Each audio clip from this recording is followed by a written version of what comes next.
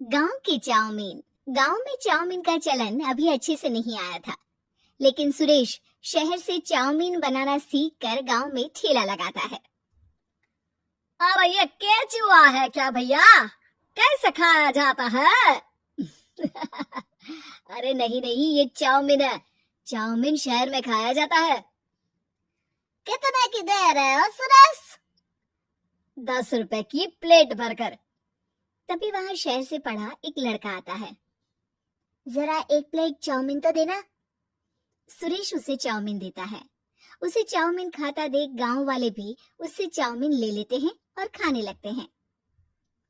अरे वाह सुरेश भैया, कमाल की बनाए हो। 2 प्लेट मेरे बच्चों के लिए भी पैक कर दो।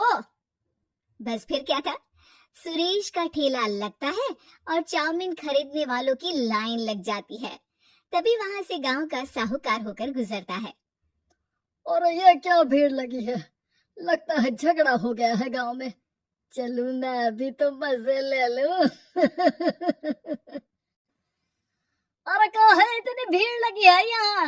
लड़ाई हो गई है क्या? अरे साहूकार साहब, ना ना ना, कोई लड़ाई ना हुई है। ये तो सुरेश की दुकान है चाउमीन की। हम लोग चाउमीन खाने आए हैं, आप भी खाइए ना। साहूकार चाउमीन खाता है और सुरेश की तरफ देखता है, जो सारे दिन के पैसे गिन रहा होता है। अरे सुरेश, क्या लागत है इस काम की? अरे साहूकार जी, आप अब आए हैं तो ये पूरे 10,000 रुपए ले जाइए, जो पिछले साल शहर जाने से पहले आपसे लिए थे ना। लागत तो क्या कहे, जो आपने दिया था उसी में सीखा भी है और दुकान भी खोल ली। अरे पैसे इतने जल्दी क्या जरूरत थी?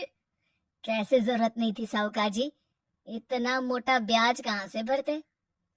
साहूकार को अब सुरेश की दुकान को हड़पने की लालच आ जाती है। नाना करते ये सारे दिन में 500 रुपए कमा ही लेता है। अरे गांव में ये ऐसे ही कमाता रहा तो कहीं ब्याज का काम ना शुरू कर दे। अरे भैया, कोई ना कोई जुगाड़ तो करना पड़ेगा। अब साहूकार घर आ जाता है और अपनी बीवी को सारी बात बताता है। हाँ जी, ये तो मैंने भी सुना है कि सुरेश के हाथ की चाउमीन नहीं खाई तो कुछ नहीं खाया। अरे हाँ हाँ, सही ही कहता है। मैं भी खा कर ही आ रहा हूँ। अरे भाग्यवान है, कितना अच्छा हो ना अगर वो पैसा हम लोगों को मिल जाए। क्यों है? हाँ, वो तो है, लेकिन कैसे? हम लोगों को तो चाउमीन बनाना आता ही नहीं है। साहूकार और उसकी बीवी अब रोज चुपके से सुरेश के घर जाते हैं और खिड़की से उसे चाउमीन बनाते देखते।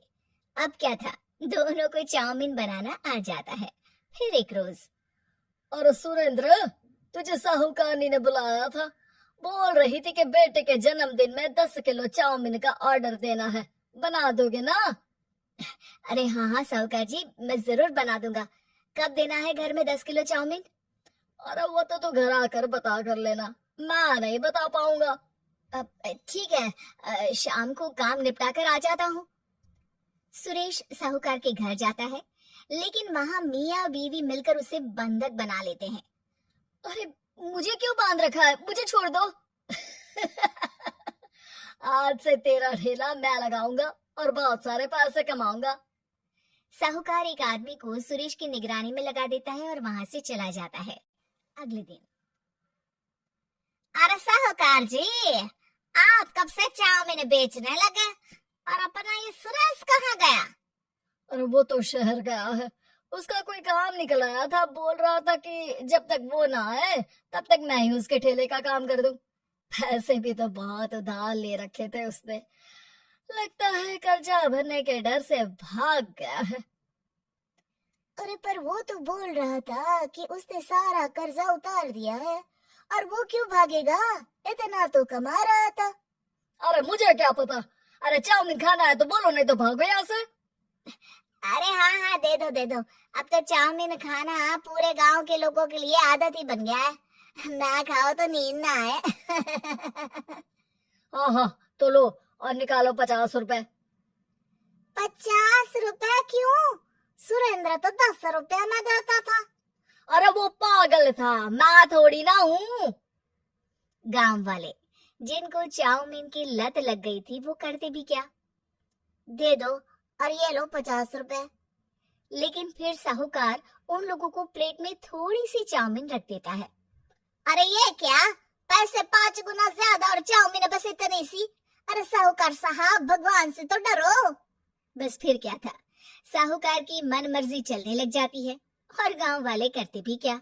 एक रोज मुझे तो लगता है कि सुरेश को साहूकार ने मार डाला होगा, क्योंकि उसका काम इतना अच्छा चल रहा था, फिर वो क्यों जाता, और वो भी साहूकार के हवाले दुकान करके। ना बाबा ना। अगले रोज भाग्यवान, देखो तो जरा, इस सुरेश भी ना कितना पागल था। जिस काम से वो ज्यादा पैसे बना सकता था, उससे इतने कम पैसे छाप रहा था। 50 रुपए प्लेट में भी गांव वाले खूब खा रहे हैं चाउमीन। हाँ जी, और जितने में वो लोगों को 10 प्लेट खिलाता था। भर भर कर हम लोग उतने में 20 प्लेट बना रहे हैं, क्यों जी? वही सुरेश रोज भगवान से मांगता कि बस एक बार वो किसी तरह वहां से निकलने में कामयाब हो जाए, लेकिन उसकी हर कोशिश नाकामयाब होती। फिर एक दिन, अरे भाग्यवान, ऐसा कुछ करो कि चाउमीन बनाने का खर्चा आधा हो जाए, जिससे हम लोगों को और मुनाफा हो। ना जी, मुझे तो कोई तरकीब ना सूझ रही। अरे सुनो, एक काम करते हैं, चाउमीन बनाने में जो सब्जी लगती है वो मंडी में लेने तुम देर रात चली जाना। तब तक वो सारी सड़ी गली सब्जी जो दुकानदार वहीं फेंक जाते हैं, वो उठा कर ले आना फ्री में। अरे वाह जी वाह, आप तो बहुत समझदार हैं जी। बीवी वैसा ही करती है, लेकिन अब लोग चाउमीन खाते तो मुंह बनाकर। फिर एक बार, अरे राम राम राम, ये पेट में दर्द काहे हो रहा है? आई, आई, आई, आई, आई। हाय रे हाय, मेरा भी पेट दर्द के मारे फटा जा रहा है। सभी को शक हो जाता है कि उन लोगों को चाउमीन खाने से ही ये बीमारी हो गई है।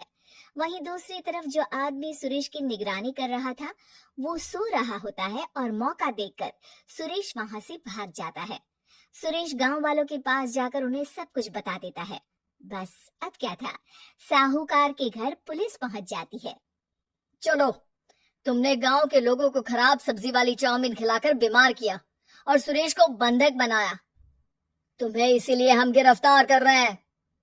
साहूकार को पुलिस ले जाती है और फिर अगले दिन से सुरेश का ठेला गांव के बाजार में लग जाता है, जहां अब पहले से ज्यादा भीड़ होती है।